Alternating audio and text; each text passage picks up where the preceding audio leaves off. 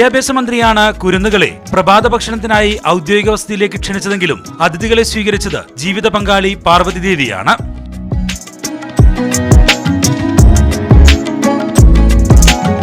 അഫ്ഗാൻ പൗരരായ ഷഫീഖ് റഹീമി, സർഗോന റഹീമി ദമ്പതികൾ കഴിഞ്ഞ കുറച്ചു വർഷങ്ങളായി കേരളത്തിലാണ്.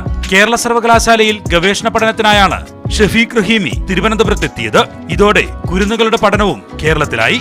കുറച്ചു ദിവസങ്ങൾക്ക് മുമ്പ് കാര്യവട്ടം സ്കൂളിലെത്തിയപ്പോഴാണ് ഈ കുരുന്നുകളെ വിദ്യാഭ്യാസ മന്ത്രി പരിചയപ്പെട്ടത്. തുടർന്ന് മന്ത്രി ഇവരെ കുടുംബസമേതം ഔദ്യോഗിക വസതിയിലേക്ക് ക്ഷണിച്ചു.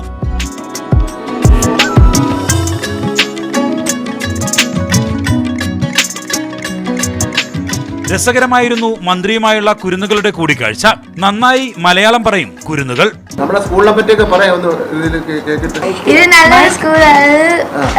സ്മാർട്ട് ക്ലാസ്സിന്റെ പിന്നെ അത് മാത്രമല്ല ടീച്ചേഴ്സും പിന്നെ സ്റ്റുഡൻസ് ഒക്കെ എല്ലാവർക്കും പറ്റുന്നതുപോലെ നൈസായിട്ട് ഞങ്ങൾക്കൂടെ ഇതുവരെ നടന്നിട്ടുണ്ട്. 5 പേരിൽ മർവ റഹീമിയും അഹമ്മദ് മൊസമ്മൽ റഹീമിയും 6ാം ക്ലാസ് വിദ്യാർത്ഥികളാണ്. അഹമ്മദ് മൻസൂർ റഹീമി 3ാം ക്ലാസ്സിലും അഹമ്മദ് മഹർ റഹീമി, മഹനാസ് റഹീമി എന്നിവർ ശ്രീകാര്യം സ്കൂളിൽ തന്നെ പ്രവേശനം നേടും.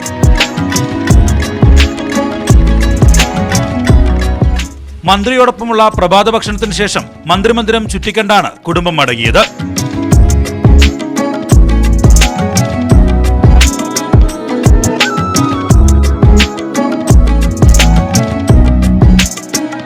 മീഡിയ 1 തിരുവനന്തപുരം.